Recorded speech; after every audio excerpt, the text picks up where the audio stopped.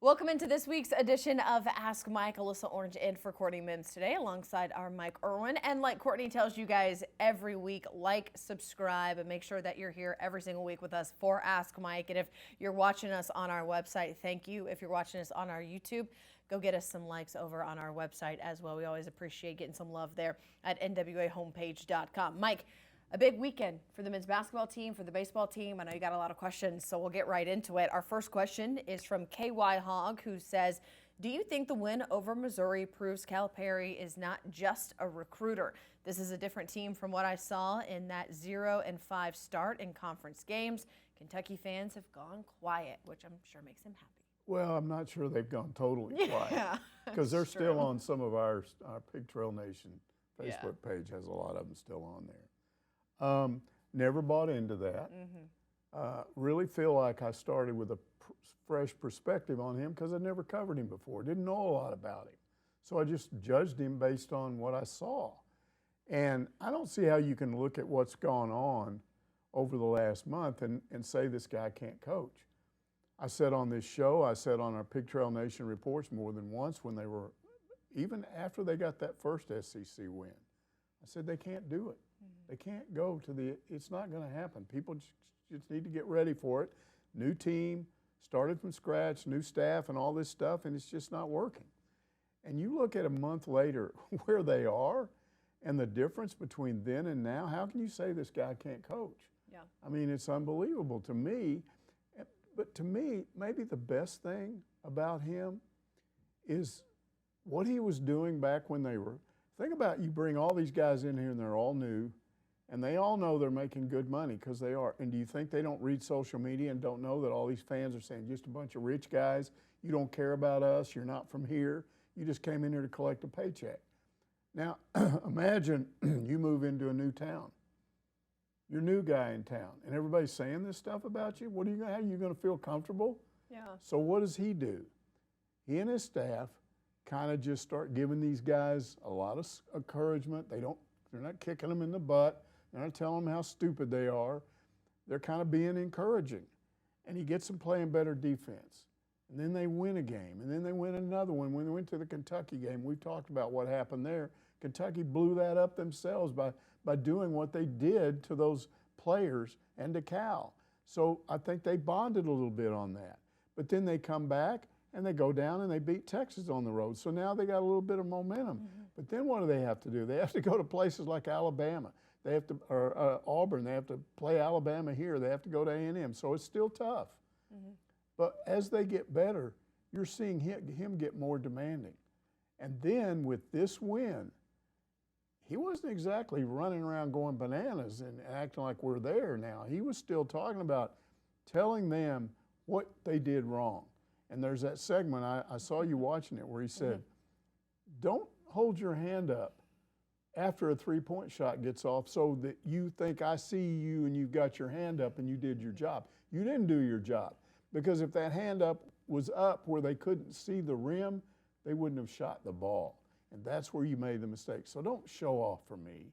Yeah. So now he's on them a little bit. And I think he's going to get more and more demanding as they go over the next 4 games. But, yeah, don't tell me he can't coach.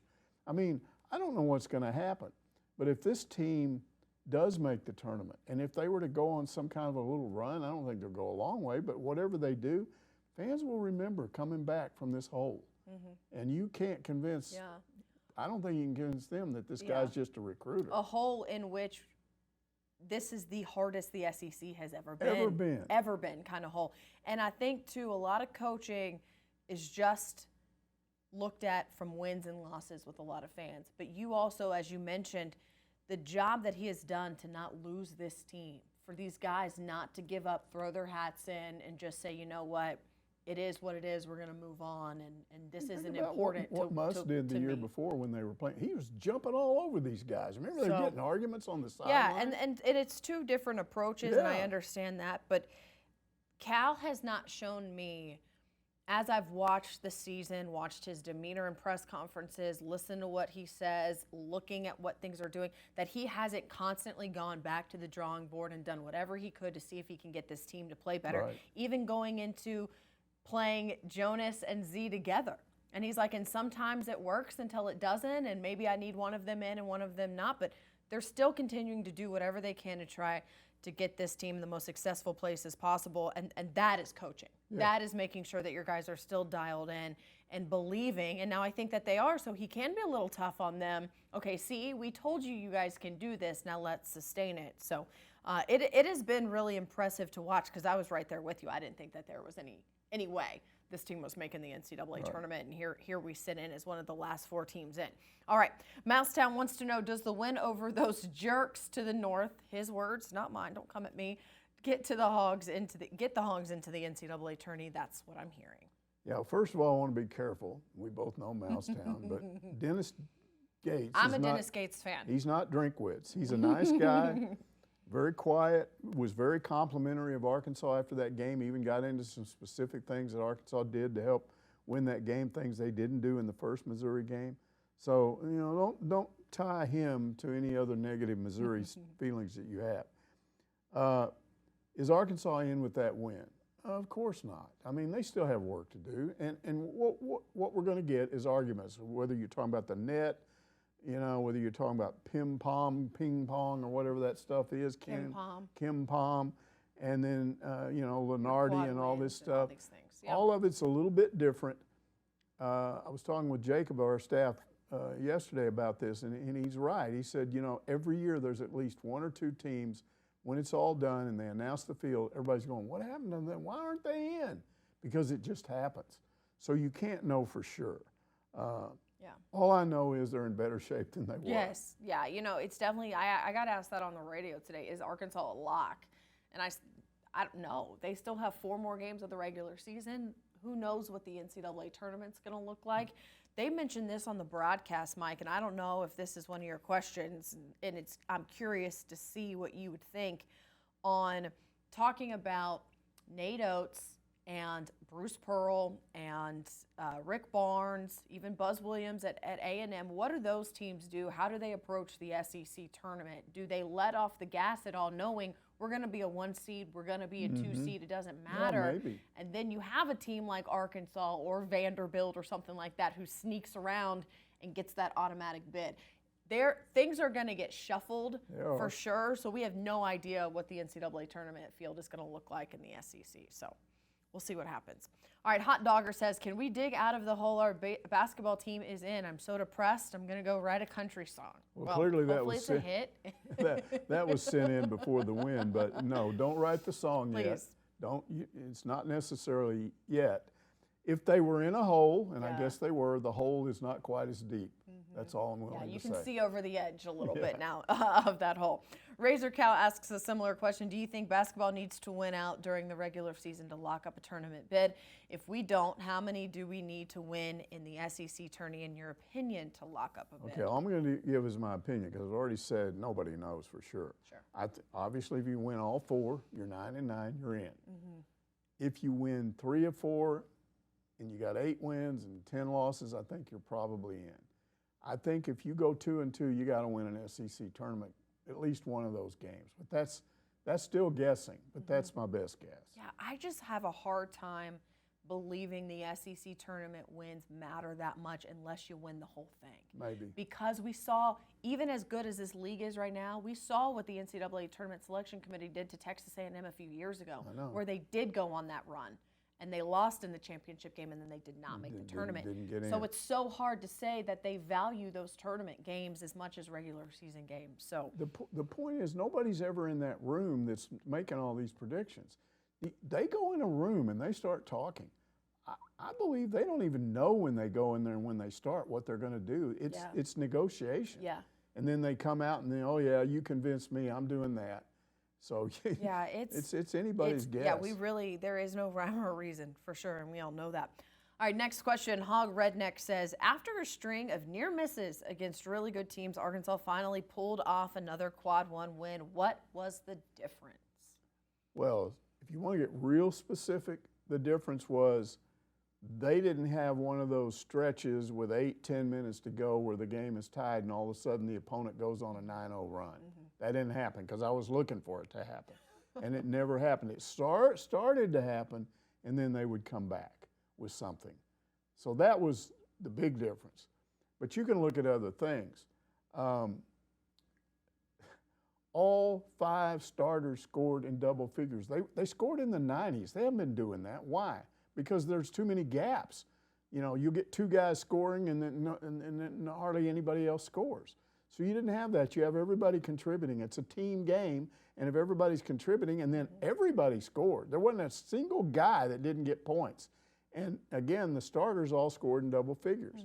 And then there were the things Dennis Gates mentioned, which were the things that Arkansas didn't do in that first game. And it was all that free throws, yeah, free throws. I think they shot 7 free throws or something in that first game. And they got all these points from the free throw line, all these points off steals and transitions, dominating points in the paint. These are all things they haven't been doing before. So there were a lot of reasons why they won the game. But the main basic reason was they didn't have one of those stupid droughts. That's been bothering them all year long, where you go on these scoring droughts where everybody, it's like a chain reaction screw up. Oh no, and then suddenly nobody can score. Yeah, I also think mentally, Cal said this also, that if you're scared to lose 9 out of 10 times or 8 out of 10 times, you're going to lose. Yeah. And this team is finally realizing how to play to win. They're still getting a feeling of how to play to win and how to play not to lose, 2 very different things. Right. All right, next question. Eddie Lynn wants to know, did anything shock you about the win over Missouri? What was the biggest surprise? Probably that they won? Okay. The biggest surprise was probably that Trevin Brazil had a big, huge basket at a critical time. And I'll tell a funny story about that. The fan, man, he can't stand Brazil. He's been telling me for weeks, he said, get that, Cal should tell him to go buy a ticket and sit in the stands. I said, that leaves him with 7 players. And he said, it doesn't matter. He's a negative. Every time he's in the game, that's when the other team goes on a run. And I said, well, I haven't looked, but I don't think that's always the case. He said, and then the other night when he scored 2 points, who was it? Who did he score 2 points for? Alabama? Oh, yeah, when he put the maybe it was putback there Auburn. for 2 points for Auburn. And then he took away a rebound away from Billy Richmond. And he said, see, now he's at the point where he's just negative stuff. He's not only not doing anything, it's negative. So he's mad at the guy.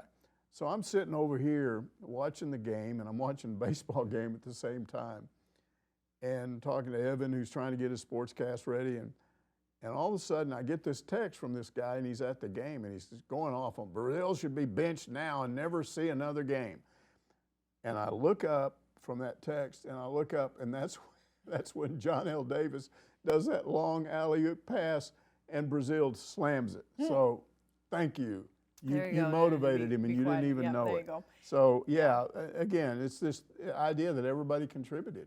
There was about 2 minutes to go in the game. It put them back up by 8. It stopped one of those runs because they'd been up by 11, and it was going back down to 5 or 6, and it got them back up to 8. Yeah, I will have to say, though, because that's a funny story, I want to see more still out of Trevin. Oh, yeah. I want to see more aggression. I want to see him be more physical. I still need to see more out of him. I understand your friend's frustration that just the timing is very funny and ironic there. But I need to continue to see more out of him because you know that it's there. All right, Razor Alex 88 says, from what I heard on the post show with Chuck Barrett, Coach Cal addressed the fans after the Mizzou win. Another one that hates Missouri. Oh my goodness. And just handling things out to some fans after the game, I must say he is definitely embracing the Hog, and I love it. Well, he's always done that. And it's amazing to me that some of these fans say, oh, he's not wearing a red jacket. He doesn't really want to be here. Oh, he's this. I've never felt like that he didn't want to be here, and I've always thought he did everything he could to make everybody believe, hey, I'm now part of the Razorback program. I want to be a part of this, the history of this thing. But what he did before this game was amazing, because what he did was he knew that, I don't know how it happened, somebody probably mentioned this 20th anniversary coming up of the 1990 Final Four team, 25th anniversary, but he said, hey, bring them in here. And so they did. And they honored him before the game. But before that, I think it was on the Friday before that, they all went out to eat and everything. And he brought those guys over to practice, and they talked. And Big Z and Nellie Davis said, when those guys came in and said what they said to us, we realized they're part of the big Razorback family, and they're asking us to be part of it too. And he said, that's when we felt connected. And he said, we went out and just played, and it was a tremendous motivation to both of those guys. And both of them, I don't know, I think Z scored 20 and Davis 18 or something, 38 points or whatever. They were inspired by this. And you know, you got Todd Day telling you this stuff. I'm a Razorback, but you're a Razorback too. And we know that, again, that a lot of these fans didn't feel connected to these guys. They're all from the outside. They're not from Arkansas. They know they got money to come in here. So now what Cal did by doing that is I think he got a lot of those fans then to accept them. Yes, they're now a part. And again, what we talked about before, if something happens and they go on a run, they can be talked about years from now. Remember that team that looked like they were dead in the water and look what they did? They can be a part of that. Yeah. We'll see if that rolls into the Texas game. You need some motivation for that one too. Keep that up. All right. I love this question because I feel the same way. Whippersnapper says, I personally love seeing both Mike Anderson and Houston pop on my TV screen late in the second half. Wish they would come back for more games. Yeah, it's funny when they put up Mike and Marshita, it was just like, I'm happy he was there. He was there. He was a part of that 90 team. But he came back when Nolan Richardson's name was retired on the court, and that was like 6 months after he was let go from his job. So Mike Anderson has always been class from day one. But he lives in Dallas. He lives in Dallas. But the thing is, for a hot second, I also forgot his time at Missouri. So you've got a former Arkansas and Missouri head coach in the stands watching this game right now. Yeah, and then Houston Nutt. He's I mentioned I talked to him a couple of months ago or whatever. I think he did. I haven't seen him since or talked to him since, but I heard that he bought a house or is buying a house in the Beaver Lake area. I think he does plan to move here because he's got a grandchild here. Yeah, his daughter moved here recently. But he's still, from what I hear, still actually living in Dallas. So maybe you'll see him more. He said to me he wants to be a part of the program, but he doesn't know in what capacity. I was talking to somebody that, Tommy Boyer passed away. And he was on the board of trustees, former Razorback basketball player. So you had a former Razorback on that board of trustees. He said, put Houston Nutt in there now because you still got somebody like that. And so I don't know if they would do that or not, but that would certainly be a way to tie him to the program. Yeah, it would be. But it was good to see both of those guys, and it was a cool photo. I'm sure you saw it with Cal and Houston in the hallways after the game. That was a cool photo there. All right, Marty Bird's Proxy says, why do they no longer show replays on the big screen at Bud Walton Arena? Does the conference have a rule, or is this self-imposed?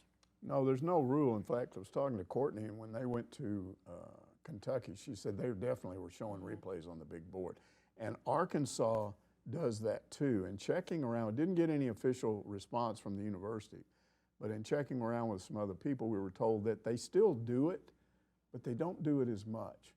And so what some people have noticed, and this fan probably is one of those that has noticed, sometimes when you look up and you expect to see a replay of a big play or maybe something's controversial, what you see instead is one of those promotional things, get off your feet or whatever, they're animated things. And you pointed out it could be as simple as something in the control room there where they don't have somebody right now that can do the actual replay because that's different. It is. I remember, this long time ago, y'all, when I was at FSU and part of Seminole Productions, which is just like Razorback, Razor Vision, we had to staff those things. And you had someone there at the replay, and that's their job. They were rewinding the tape. They were ready to do a replay. That is a person's job. Again, that was a long time ago. They could have a director maybe do it differently. I don't know what their control room looks like. But I also do know, too, if you are a part of the operations internally with these games, you've got a booklet, right? And it tells you everything line by line that you have to run. This is sponsored. We have to run this. At this media timeout, we're running this. At this media timeout, we're running this. Anytime this happens, we have to run this. Who's to say, as we talk about the university trying to make money, is that every time there's any kind of dead air on that video board, they're not having to run something that's sponsored.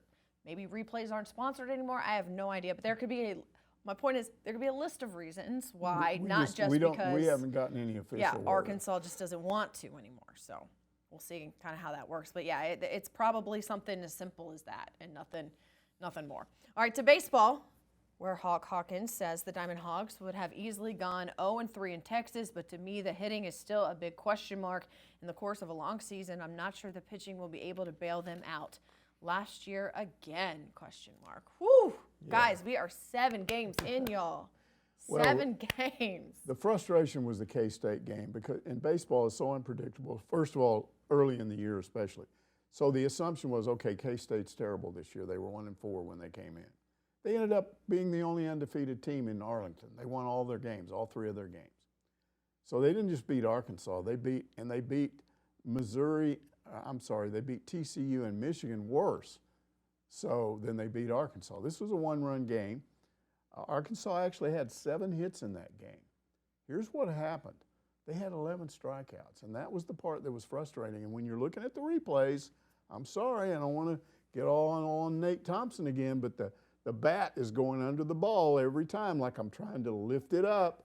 And I can see where fans were thinking they're trying to hit too many home runs. I don't know. But again, 7 hits doesn't do you much good if you have 11 strikeouts. You can't string anything together. Mm-hmm. So the pitching was good, but they lost a 1-run game. But then they come back the next night and actually only have 3 hits. Okay. But things got better.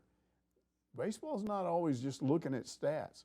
When I was watching that game, they were driving it more. They just hit it right to people. Mm-hmm. But it was less shots out into the outfield and less strikeouts. The strikeouts dropped, and they're not swinging under the ball as much.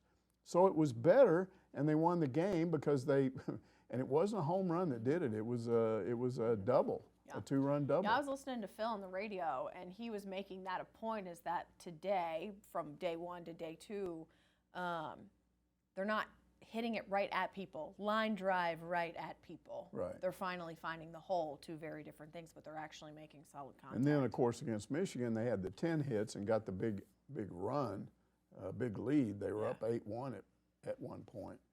And then there were some pitching issues, which they didn't ask us about, so I don't want to get into it. But the staff ERA is good. Yeah. Overall, the staff ERA is just over 2. The problem is the team batting average is like 239, and that is 13th in the SEC. Again, it's early, and Arkansas has probably played better teams than most of those other teams have played. So it's one of those things where you start looking at gaps in the lineup. You got Helfrich, your catcher. Well, they're going to have him in there because of his defense, but he was supposed to be a better hitter. He went to I think he went and played summer ball and did real well, and they said he was looking good in fall ball. He's only hitting 230, but he does have 3 RBI, and he's walked a lot. Yeah. So it's not a total 0. The problem right now is Sousa, because he's batting under 100. And he started at least 4 games, and he struck out 9 times. So he's either got – and I know what they're doing. They're hoping that he catches fire because Kendall Diggs didn't start off, and then they took him out just for a little bit, and then he came back, and he's done well since. So that's the problem that Dave Van Horn has. You're looking at somebody, you're thinking, hey, he's gonna get it anytime. And then you don't want to bench him, but at some point you have to. Well, those are the decisions that he's now facing as they come back home and play a series of games at home. Yeah. They're going to have a midweek game tomorrow, and they've got some other games. They've got Grambling and Portland. They got 10 home games coming up for them. So you can experiment. Yeah, and Dave said that after the game against Michigan, how they just got to get some bats going. You got to get some guys going. Not sure how we're going to do it, but if you can't, we're going to find guys who can. So it'll be interesting to see. And we know Dave doesn't do too much craziness in his lineups, but he does make some changes every now and then, especially in these midweek games, to 1, get guys some playing time, and then 2, just to see what would happen. I understand playing Grambling, a whole lot different than playing TCU and Michigan, but you're getting guys some experience, and we're seeing what guys can do, maybe get some of that mojo rolling offensively. So you mentioned pitching, which I know he did in his question a little bit, but I think they're going to be just fine there. All right, next question. Axel says, notice the umps are checking all the pitchers' gloves and hands for fingernail files, sandpaper, Vaseline, WD-40, IEDs. What's up? Is that a new rule this year? Yeah, they're not actually checking for WD-40 and IEDs, right. Or even maybe sandpaper. I don't think there's sandpaper there. As far as I know, this started in the major leagues a few years ago, and it spread down to college baseball. I'm not sure if this is it's not the first year for it. It might be the second year. What they do is the umpires can, at the start of every half inning, they can go up to a pitcher, show me your hand, show me your glove, and check in. They make sure. They don't always do it, but they can. At any point, if they become suspicious of something, they can stop the game and go out and check them out there. And that's that's a rule now, and I think it's I don't think it's the first year for it. No, I don't think it is either. And I think you're probably noticing it. You know, it's the season just started. Umps are probably just trying to set a precedent of just be ready to get checked, and then they'll be a little bit more lenient. Yeah, as I the did season. get a guy ask me, he was really mad about it. Why did that game take 3 hours? And I was trying to remember, and I think one of their pitchers had, you know, they got that thing in their ear and their caps now so that you can talk to them. He just had a horrible time with that, and that stopped the game for 15 minutes while they tried to adjust that. Wow, that's crazy. All right, here we go. Estrella says Texas became the first SEC team to lose to South Carolina in basketball. I'm sure that made you happy. And South Carolina got their first win. Curious, are there any Longhorn players or coaches that you actually like, just in general? Wow. Okay. Okay. That requires some thought. I was about to say, we're going to go back into the archives. Yeah, Darryl Royal, because he was the head coach there when I got here. And I knew that he and Frank, I even knew before I got here they were friends. And I quickly saw why, because they were both alike. Both of them went out of their way. You don't see this hardly ever anymore. They went out of their way to make sure that you got everything you needed as a reporter covering their team. I mean, you could ask them any question. They didn't, oh, no, you can't do. I mean, they were both very open, but they were also a lot of fun to be around. They had this thing called the Southwest Conference Press Tour in those days, and it was in August during the preseason period when two-a-days were going on. And you would go to each school for one day. And then after you did all your work, they would take you out and feed you in a fancy restaurant. Wine and dine. They don't do that no more. And then get you drunk. And I didn't drink, I promise you. But they got a lot of no, there were some riders. There were some big-time riders. Don't even start. There were some riders. Going forever. There were some riders that were just legendary. and Darryl would sit there, and they would talk about things that you wrote about me, and then what I really thought when you wrote that about me, but I didn't tell you, and it was funny. It was just going back and forth, and he had such a great sense of humor. So I enjoyed that, and Frank did that too. So I liked Darryl Royal. He was a good guy. And then there was this golfer, Ben Crenshaw. He used to be on the tour. He's not on the tour anymore. I think he won a couple of majors. But when he was a junior golfer, he was #1 everywhere. And I'd even heard about him, and I was in the Army at the time doing news, TV news. When I got out, it was my first full-time job in television. I got back to my dad's house after getting out of the Army, and I sent out resumes. It only took 3 days, and this guy calls me up desperate. His name is Terry Weiss. He's from Montana, but he's the news director at a station in Laredo. And by the way, we've only got 2 people in our news department. That's how things changed back then. He said, there's me and there's the sports guy. And he said, I don't like being the sports guy because I don't know anything about sports. He said, our weather's done by a local teacher, general science teacher at the high school. He comes in every day and does our weather. So it's just me and one other guy, and he said, I need help now. How quick can you get here? This was like on a Wednesday. So I loaded up all my stuff, drove down, got there on a Friday. I started looking for places, and I couldn't find anything. And I finally found a place Saturday morning, got my stuff moved in, and I thought, okay, and no cell phones. So I didn't have the number to call him, so I thought I'll just go by the TV station and let him know I'm here and everything's I'll be ready to start on Monday. So I walk in there at like 3 o'clock in the afternoon. He goes, oh, thank goodness. He said they got this tournament, this Border Olympics college tournament, and Ben Crenshaw is like winning it, and it's a big story, and we have nothing on it. He said, here's a camera, here's a silent camera, here's a sound camera. Go out there and get stuff. Oh my so I'm like, oh my goodness. So I go out to the pro shop, and I go in, and I said, look, I got to find Ben Crenshaw. And he goes, I think he's almost done. I said, I got to find him. So he takes me in the golf cart. We find him. He's on 17, so I'm out there with my film camera. And I shoot him, on 17 and then on 18, and he's finishing. And then I get him, and they have the award ceremony. He gets a trophy, and then I set up my sound camera. And I don't know squat about this tournament. And so I just decided to be honest with him. And I said, look, man, this is what happened to me. And I don't know beans about what's been going on in this tournament. He says, oh, no problem. He said, let me have that mic. And he just took the mic and I shot it where you couldn't tell that he was holding it. And he just talked for about 2 minutes. I went back, put all that together, and the guy just was like, oh, you saved my, and we were great friends from that point on. So Crenshaw made that happen. There you go. One other guy, Earl Campbell. Yes. You know that he came in to Bentonville West with his son. It was an FCA thing out there for Bentonville West. So I just went out there. Earl he's in a wheelchair, but he's off by himself, and his son was a great guy, and I talked to him, but then I talked to Earl while this other stuff was going on. So I started talking to Earl about that 77 Arkansas-Texas game, played here. It's the only game Arkansas lost that year. It cost them a national championship. If they'd have won that game, they'd have been national champions. And Arkansas had him bottled up, except late in the game, they threw Earl Campbell a screen pass, and he went from about the 40 all the way down to the 2. And then they scored the next play. And he goes, we're talking about it, and he goes, I scored on that play. And I said, you did not. He said, I did too. And I said, no, I was standing right there behind the back of the end zone with a camera. I saw it clear. You were that far away from the goal line. He said, no, I wasn't. I scored. And I said, no, you didn't. And we're going back and forth, Texas, Arkansas stuff. And then we both started laughing. So he's a great guy. That's great. That's great. Scotty Scheffler fan? No? No. No? Okay. Okay. Gordon Spieth, who I call Spieth. Jordan Spieth. Gordon Spieth, Spieth. No. See, I did not grow up in this Arkansas-Texas hate, right? And as a Dolphins fan, long-time Dolphins fan, and a Ricky Williams fan. So that ties me to Ricky Williams. I'm okay with that too. There's my Longhorn love. Earl Campbell, Ben Crenshaw, Darrell Royal. There we go. That's 3 too many. Three too many. We understand.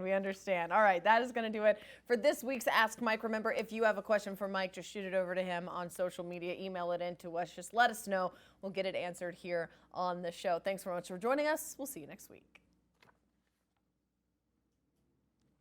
All right, don't you get up and